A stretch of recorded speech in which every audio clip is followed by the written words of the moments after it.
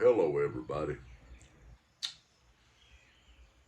This is the second time I've tried to make this video today. First time my grandchildren showed up to take me to the parts house to get some parts, get a thermostat for my pickup truck. Y'all can hear that dog barking over there on the shore. I'm sitting out here this evening drinking a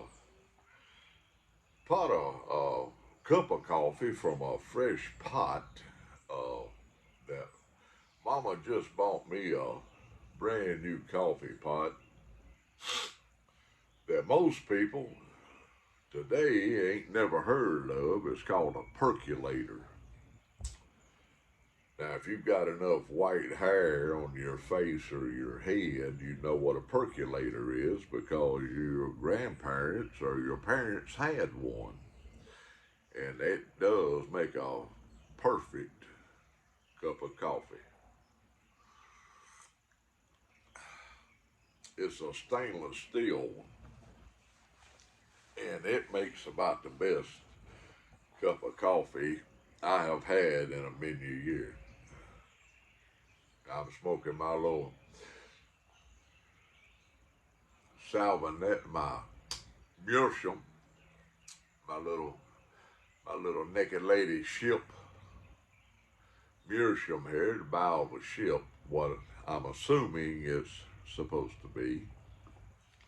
But you can tell it's coloring on up. I mean, it really has got some color to it since when I come out on the front porch here, this is the only pipe I smoke. I usually out here about 4:30 in the morning and have a bowl or a piece of a bowl. And then after I have supper, I'll come back out here and have another one. Well, today I'm out here early because on the way home yesterday, y'all have to excuse my bald head there, my pickup truck started running hot on me. It took me about 2 hours to get home, but usually about 30 minutes, 35, depending on traffic.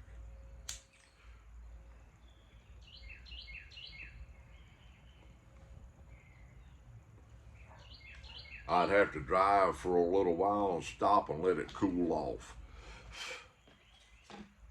I had to stop 4 or 5 times, let the truck cool off enough that I could get a couple of more miles down the road. Well, time I got home, got it to where I could get under it out there in the yard, it was after 8 o'clock. I didn't leave the barn until 6, and it was after 8 o'clock before I got home last night. Me and Mama had supper. I went out there and was going to try to work on it in the dark, and that didn't work out so well. So this morning, I got out there working on it, got the thermostat out of it. My daughter come and got me.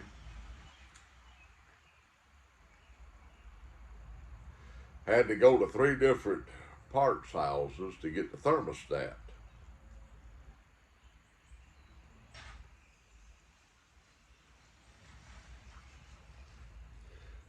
Didn't work. So the truck had sit out there and run idle in the yard, and the temperature had come up just where it was supposed to be. I drove it around the block and it pegged out to hot. So I'm like, well, there's only so many things it could be. Either the water pump is done got so weak it won't circulate the water, or the heater core is clogged up and won't let the water circulate through the heater core. I'll figure out which one eventually. But luckily, my daughter went and bought her and her family a new vehicle, newer vehicle. It's not brand new. So I'll be driving her Jeep until I get my old Dodge back on the road. I rolled around out there in that yard till my back I just can't hardly stand it right now, I tell you what. But that was how I finished up my Monday. Now, let me tell you how I started my Monday. Now, for you that have been watching my videos and know that I'm kind of long-winded, so y'all sit back with a cup of coffee, pack your favorite pipe, and wonder to yourself, I did not know that stupid could run so deep. But I will say this. If you're gonna be stupid, you better be tough. By the way, I'm smoking Baker Street in this lovely hunk of a pipe of meerschaum. I mean, that's a fistful of meerschaum there. Now, yesterday morning, me and another fella had to go get some heavy equipment and move it. I wasn't in my normal dump truck. I was driving a Peterbilt pulling a lowboy, which I've done before, no big deal. I've hauled everything from Viagra to human waste and everything in between in my 20 plus years of driving a truck. But let me tell you how we do it in Mississippi. I told you, now I'm going to beat around the bush about this one now. Pack that bowl. Let's light a pipe.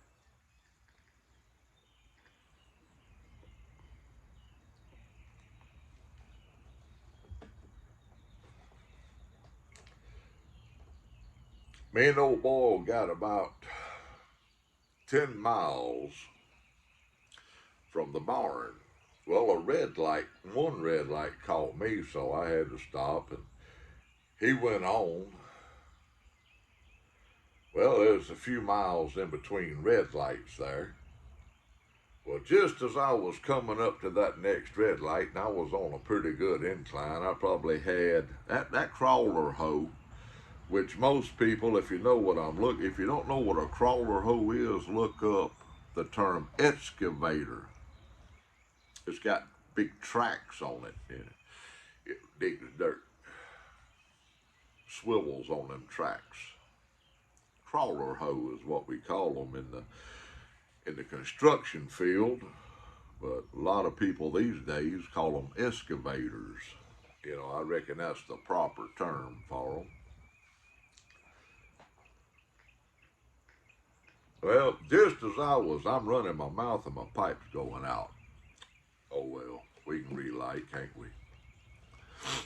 Just as I'm coming up to that red light, and I'm on a pretty good incline like this, you see.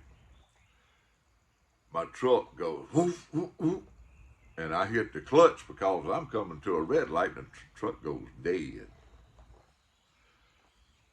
Not to crank again, because I tried.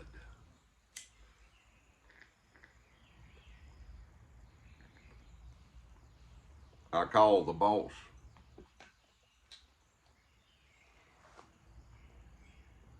aka the owner.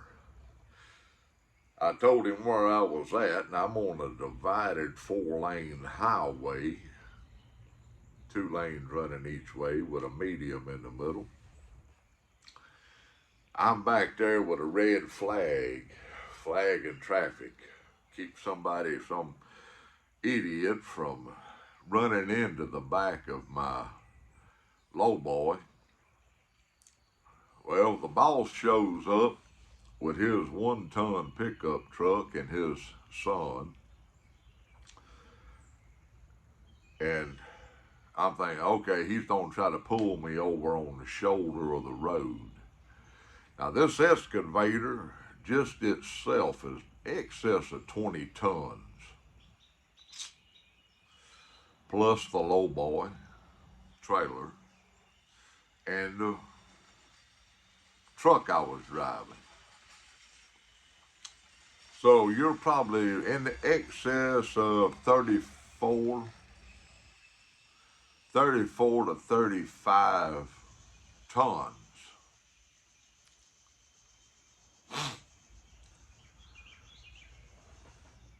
He tied that 1-ton truck onto the front of my Peterbilt. I released the brakes. I got my headset on. Y'all seen me wear that headset before. I'm talking with him. He's got an ear bob in his ear. And I told him, I said, all right, I'm releasing my brakes. The trailer released and the truck rolled back. He had me at that point. And that 1-ton was sitting out there just ball. I mean, it was a dually. He's got all 4 lit up trying to pull me up that hill. So he gets me up that hill, and I'm thinking we fixing to get over on the shoulder of the road. Now, one thing you got to realize about a semi-truck, it does not have hydraulic brakes. Our brakes work off of air. And if that engine's not running, I can't build air. So I only had a limited supply. That's important for the rest of this story. Let me get a sip of coffee. I'll tell you how this went. Dixie's wanting outside.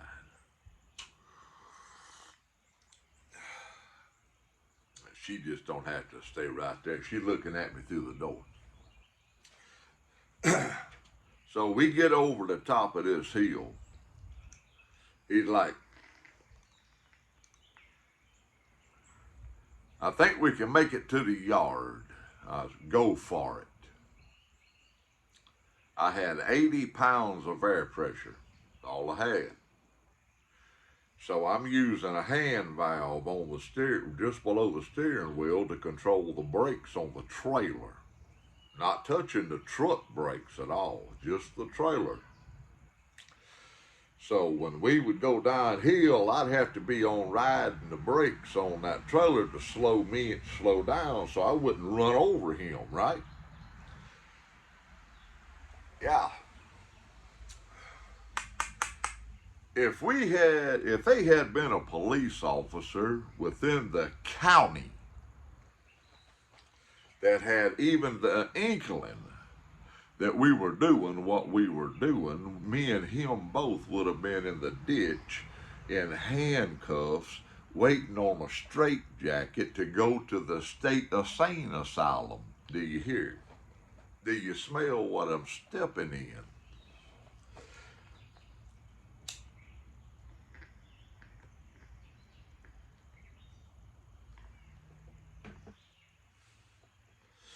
I get down about 60 pounds of air pressure and no way to get no more. So I told him we was coming up on a red light. I told him, I said, we got a wide shoulder. I can't stop. If I do, I'm going to use up all my air. Told him, I said, hit the shoulder of the road and run the red light, which we didn't have a road on our side coming out. It was like a T intersection. So here we go at 55 miles an hour down a hill to climb a good one going back up and run that red light at 55 miles an hour on the shoulder of the road. Now, it had to have been one heck of a sight for a 1-ton Ford pickup truck pulling a semi truck that was hooked to a lowboy that was carrying a crawler hoe. Well, his son was in the truck with me. I look over at his son and I'm like, son, why are you in here with me? He kind of smiled. He wasn't saying much. I was cracking jokes. Well, I'm constantly talking back and forward with the boss. And I asked him, I said, hey, this is DOT compliant, right? He laughed about it and gasped on it. He said, we better hurry up. There's no power steering. I'm bowed up. I'm bowed up on that steering wheel. I'm having to keep one hand on the brake here, one hand on the steering. I'm having to manhandle that wheel. We get down there and turn on his road, and I had to make a right-hand turn. By this time, my air is gone. The brakes on the trailer are smoking. I laid down as hard as I could on the trailer brakes to stay back off him, because at one time I'm hollering at him, you better speed up, I'm catching you. And there wasn't but about 10 foot between me and him, less than that, because we had to hook the chain. So I would say maybe 8 foot between me and him. I had a plan, though, if things was gonna go sideways. There's some fine tobacco, Baker Street from the Country Squire. I'd suggest you get you a little taste of it and see if you like it. It's in English. Baker Street is the street that Sherlock Holmes lived on.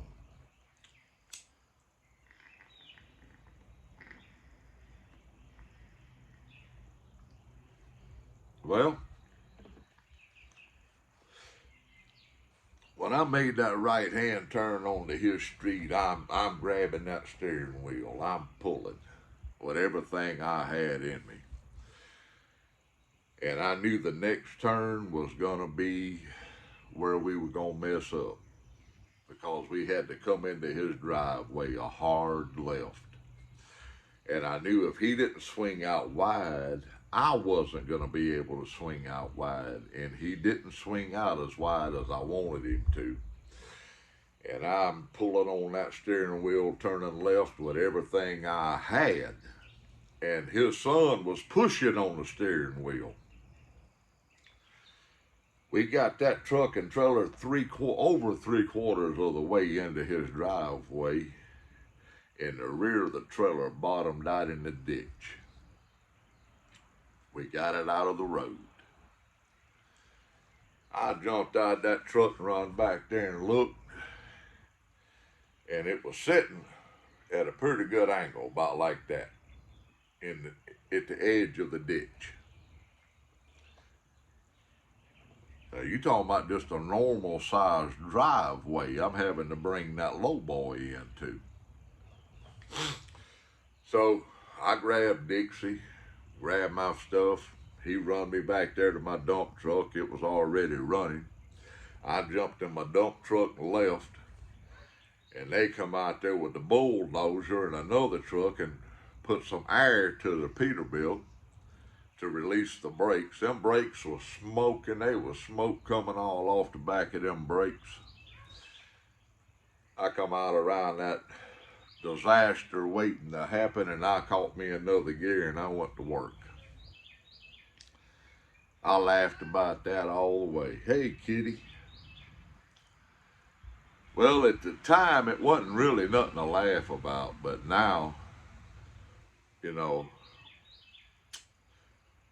when you do things that you really shouldn't do, but you get away with it, then you can sit back and laugh about it. Hey, kitty. you were out here. Hey.